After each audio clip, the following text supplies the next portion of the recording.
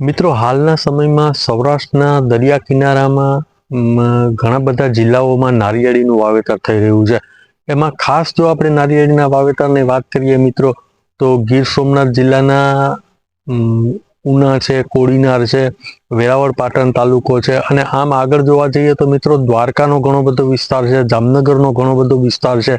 એમાં ખૂબ જ મોટા પ્રમાણમાં નારિયેળીનું નવું વાવેતર થઈ રહ્યું છે. એમાંનું 80% વાવેતર જે છે એ તો ડીટી નારિયેળીનું જ થઈ રહ્યું છે મિત્રો, અને 20%માં બીજા બધા નારિયેળી વવાઈ રહી છે મિત્રો. તો મિત્રો આપણી જમીનની કન્ડિશન જાણ્યા પહેલાં આપણે જો નારિયેળીનું વાવેતર કરીએ ને મિત્રો, તો એ આપણને ખૂબ જ મોટું નુકસાનકારક સાબિત થતું હોય છે. કેમ કે કેવી જમીનમાં નારિયેળી ફાવે છે એ જો આપણે ન જાણતા હોય તો મિત્રો સારી રીતે નારિયેળીનું વાવેતર ના કરી શકીએ અને સારું ઉત્પાદન ના મેળવી શકીએ મિત્રો. તો આજે આપણે મિત્રો આ વિડીયોમાં એ જાણીશું કે ખરેખર નારિયેળીના પાકને કેવું વાતાવરણ અને સાથે સાથે કેવું જમીન છે એ ખૂબ માફક આવતી હોય છે, એના વિશે વાત કરીશું. અને વાતાવરણની જો મિત્રો વાત કરીએ તો મેં મારા આગલા વિડીયોમાં તમને બધા લોકોને કીધું જ હતું કે કેવા વાતાવરણમાં નારિયેળી ખૂબ સારી થઈ શકે છે. તો મિત્રો એ વિડીયો તમે જોઈ લેજો, એને હું આઈ બટન પર ટેગ કરી દઈશ. અને સાથે સાથે મિત્રો આજના વિડીયોમાં એ જોઈશું કે ભાઈ જમીન કેવી હોય તો નારિયેળી સારી થાય.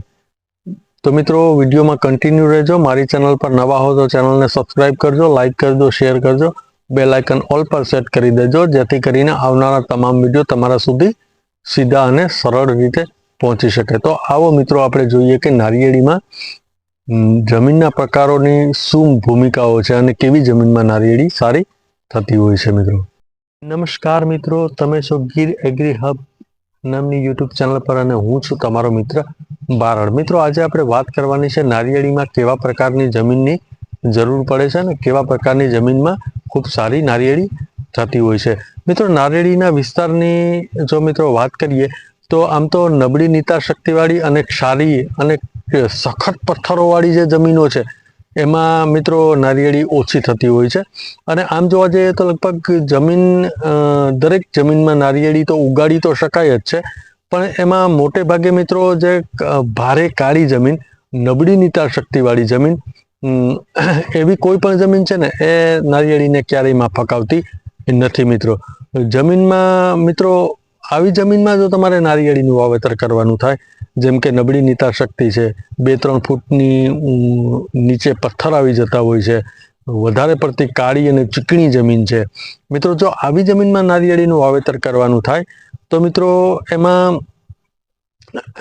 તમારે 1.5 બાય 1.5 અથવા તો 2 બાય 2 ના જે ખાડાઓ પાડી અને એમાં નવી માટીનું પૂરણ કરી, મતલબ કે નારિયેળી વાયા પછી નવી માટી નાખી અને વાવેતર કરવું જોઈએ. અને એમાં ખાસ કરીને મિત્રો ઠીંગણી જાત જે છે એનું વાવેતર ખૂબ કરવું જરૂરી બની જાય છે મિત્રો.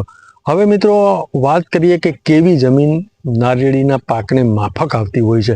હવે મિત્રો એમાં જો દરિયાકાંઠાની ફળદ્રુપ જમીન, સારા નિતાર શક્તિવાળી જમીન, રેતાળ અને ગોરાળુ જમીન, સાથે સાથે કાંપવાળી જમીન, મિત્રો આવી બધી જે જમીનો છે એ ખૂબ જ માફક આવતી હોય છે મિત્રો. આમાં એવું નથી થતું કે નારિયેળી નથી થતી મિત્રો, નારિયેળી દરેક જમીનમાં થાય છે, પરંતુ જે આપને આર્થિક ઉત્પાદન જે મળવું જોઈએ, એમાંથી વધારે ઉત્પાદન મળવું જોઈએ, એ મિત્રો ન મળી શકે જો સારી જમીન ના હોય તો મિત્રો.